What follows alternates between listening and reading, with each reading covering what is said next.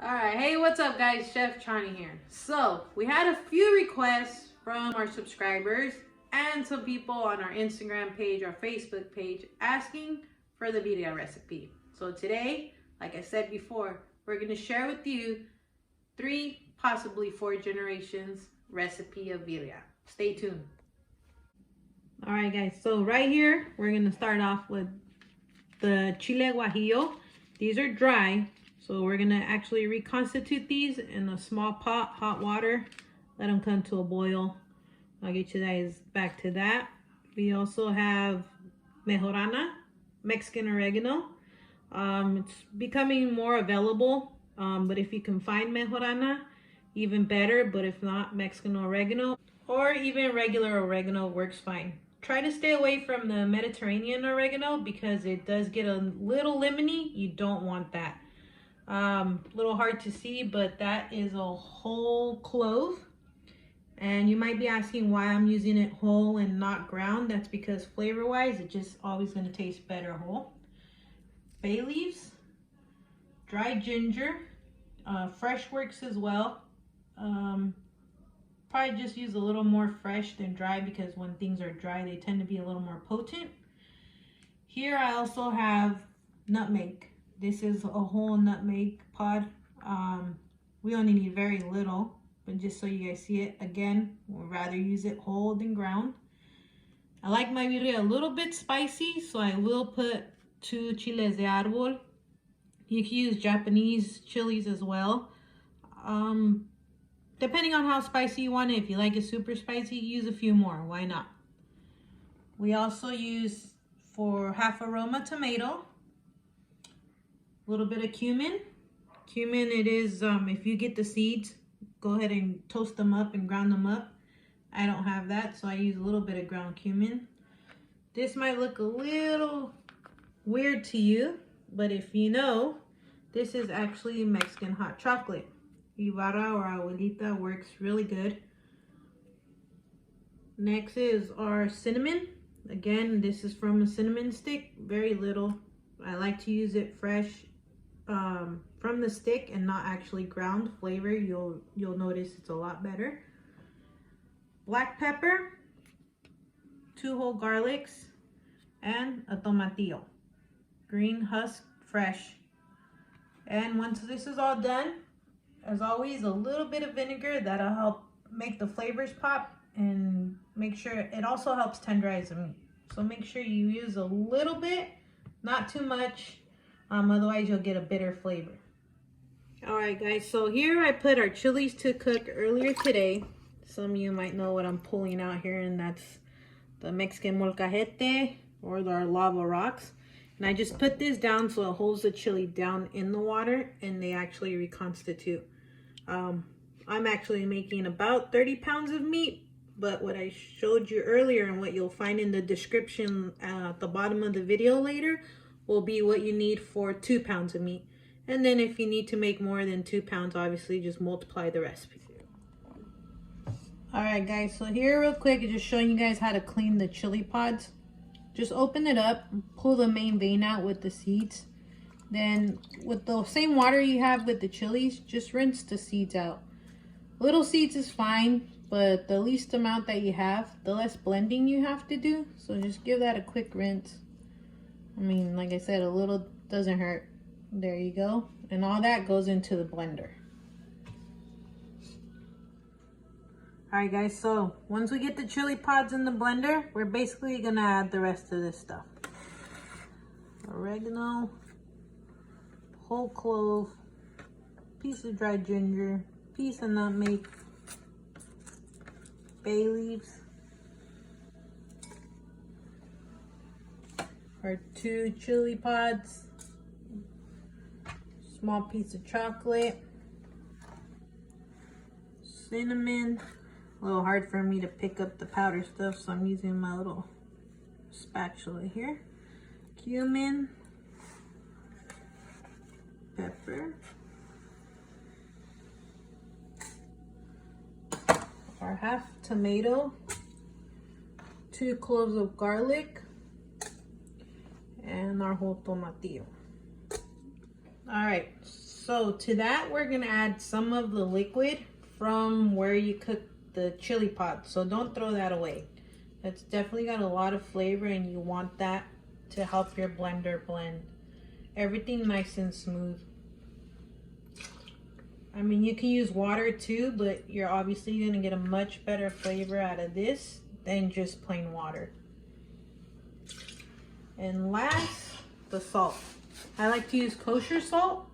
That's just preference. Sea salt, iodized salt, pink salt, whatever you like to use, it's all good. So we want to do the taste, but you almost want it a little bit salty, just because once you guys will see, once we get the meat going and how everything comes together, you'll understand why you want a little extra salt.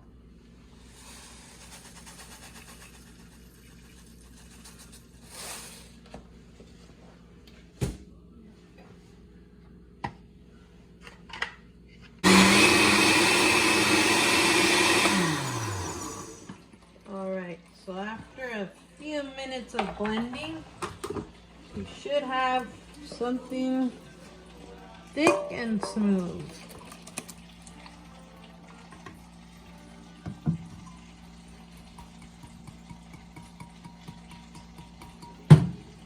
You can always rinse that with a little bit of the chili water if you want.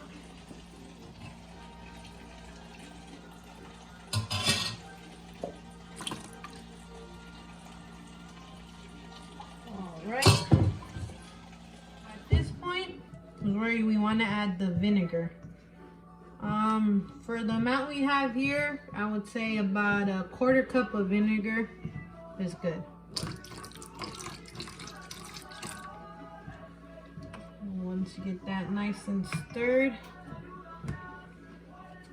that's pretty much the consistency. At this point, I would say just go ahead and taste it. Make sure it has enough salt, and if not, or you don't want to, don't worry about it. We can always try it once it starts cooking with the meat. All right, guys, so before we continue, we do not own rights to any of this music. My mom's in here and she's making sure, she's keeping an eye on us to make sure we got it all right. All right, so for birria, we use chuck steak. If you guys go to your butcher or whatever, you want something thick because you want something to hold. You don't want super thin steaks. I mean, that's okay too, but I prefer thick cuts. This one's about 2 to 2.5 inches. We're just gonna cut this up in 3 pieces.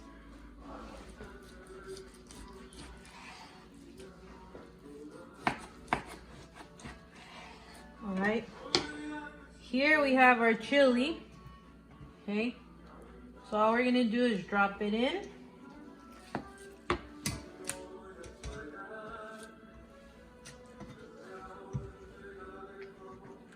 It gets a little messy, but don't worry about it.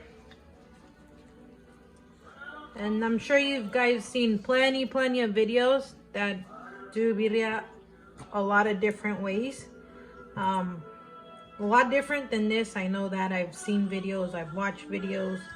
But this is how I was taught. This is the way it's been taught, and this is how we keep doing it. Nothing changes. All right, so I'll let that sit in there for a little while. In the meantime, I'm gonna cut a white onion. You can use yellow, you can use purple. I personally just prefer a white onion over a yellow onion.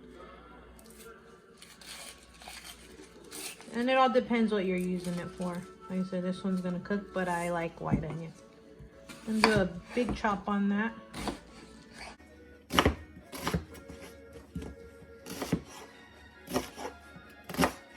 All right.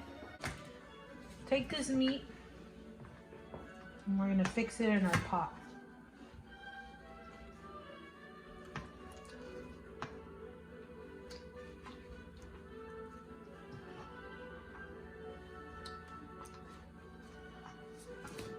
And don't worry about the extra that you have because we're still going to use it.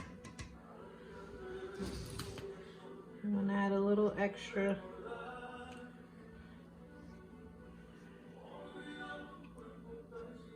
Why not?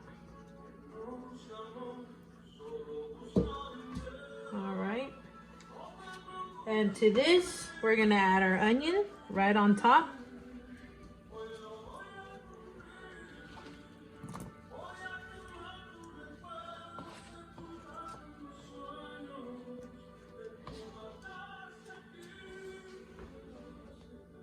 Not bad, huh? All right, and one more thing. We got some house oranges from my dad's tree. Just take one orange, cut in half, give it a squeeze right over the top. All right. So now this, we're gonna go ahead, cover it, put it in the fridge, and this actually marinates overnight before we put it on the stove and cook it for about 3 hours. You could do it right away, but if you want the maximum amount of flavor, give it at least an hour of sitting in the chili sauce before you add a little bit of water and put it to cook. All right, guys, so this has been marinating, like I said, either overnight or a couple hours. This one's actually been marinating for about 3 hours now. So now what we're gonna do is add some water to it so you get a nice broth. So this is why I said don't be scared if your chili's a little salty. There's nothing wrong with it. And go ahead and put it on the medium heat. I'm gonna let that go about 3 to 4 hours for a simmer, just till it's fork tender. Put a lid on it and enjoy. All right, guys, there it is, simmering nice and slow. And the lower the simmer, the longer to cook, but it's always gonna taste the best. After that, take it out, chop it up, put it in tacos. Leave it in a bowl with the broth. Don't forget the onion, cilantro, and the lime. All right, guys, thanks for watching. Hope you guys learned something. If you make this, please let us know how you like it. Let me know if I need to change anything. Also, don't forget to subscribe, like, comment, and share. Appreciate you all.